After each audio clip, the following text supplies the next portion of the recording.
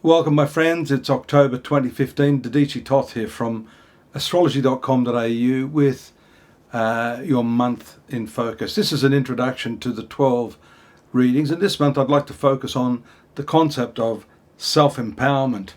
A pretty big word, especially given the fact that now as science is becoming more and more advanced, neurophysiology, for example, we can clearly see that there are some challenges to the notion of free will, to the idea that we are endowed with some capacity for volition. I'm not saying we don't have choices, but what it appears to be is that more and more now science is finding that choice we seem to have is already predetermined at a subconscious level before we are able to consciously make those decisions and attribute them to being ours.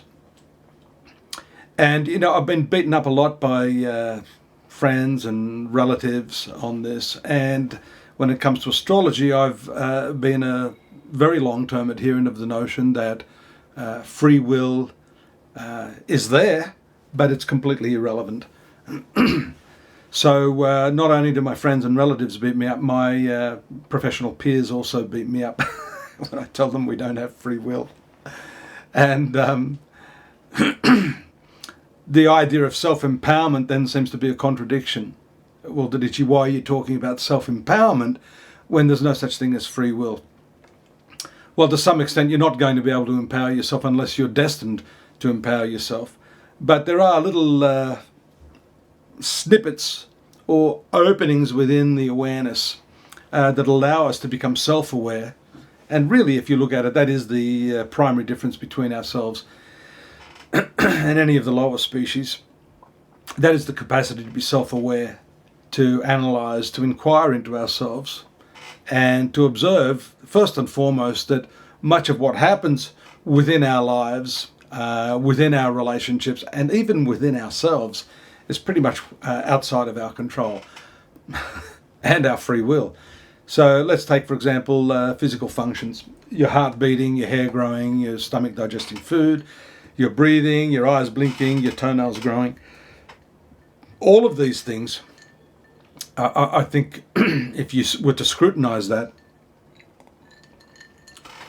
heart beating are things that just happen autonomously.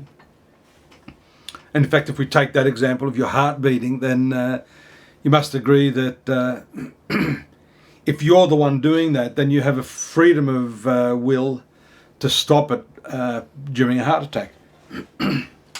When nature determines that, pardon me, your heart is to not beat anymore, then obviously if you have free will, you'll be able to stop that.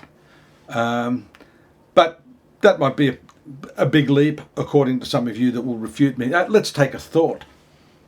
If you step back from your mental processes, your day-by-day processes where you're just engaged in what you're doing, if you step back and apply this concept of self-awareness, which is what I'm talking about, as a first stage in empowering yourself, then you'll see that many of the thoughts, in fact most of them, that arise within your consciousness just seem to arise. I was driving along the other day and for some reason I had a thought of someone I hadn't thought of in 40 years. Someone I went to preschool, I think it was, 40 or 50 years. The question I asked myself was, why did I just have that thought? There was absolutely no connectivity to anything I'd been thinking of. I was driving my car, boom. This thought of a person, I couldn't even, I think I remembered the name, but I could barely remember what sort of circumstances there were. All I know is that the thought of this person arose almost as if unconsciously within myself. And if you step back and look at your mental processes, it's like, I call it a glass of Schweppes lemonade with all these bubbles just randomly rising within the fluid of consciousness or awareness. And you'll see that much of this is just going on autonomously. just like your heart beating. Thinking's just going on. And for the most part, you don't have a lot of control over that. You do? Then let me put this to you. New Year's resolutions. How many of you out there have made New Year's resolutions? It's an act of free will. I choose to overcome a specific habit. Take cigarette smoking.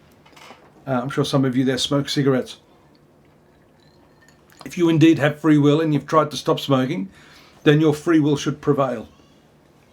Unfortunately, we see that there are factors such as the nicotine, which is addictive, and there are a lot of other things that are addictive. Even Coca-Cola is addictive, alcohol, lots of other drugs, patterns of behavior, which are associated with secretion of different hormones within you. Anger, lust, greed, envy, all of these emotions, which we say because we have free will, we should therefore definitely be able to conquer and freely eliminate from our lives. It just doesn't happen. We have plenty of clinics around many countries who are there to help people who are unable, through their free will, to overcome these addictive patterns. So I think you'll agree, at least to some extent, the notion of free will is something we don't have completely under our control.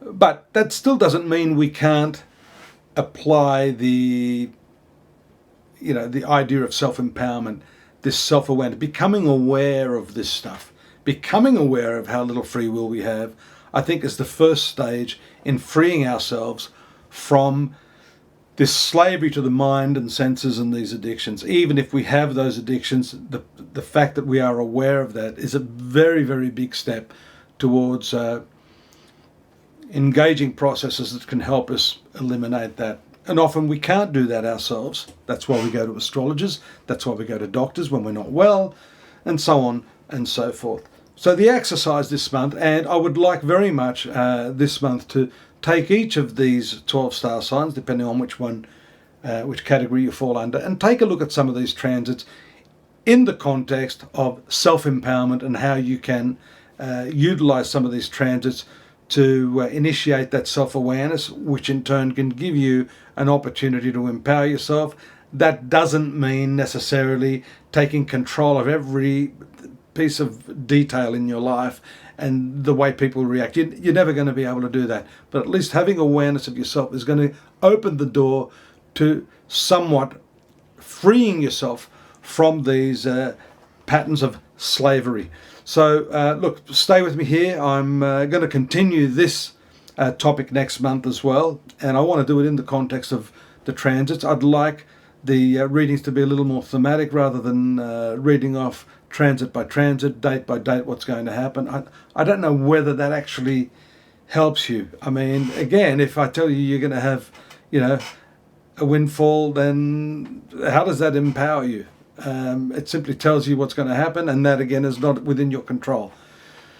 So hang in there with me. Give me the benefit of the doubt here. Let's start the 12 readings. Thanks.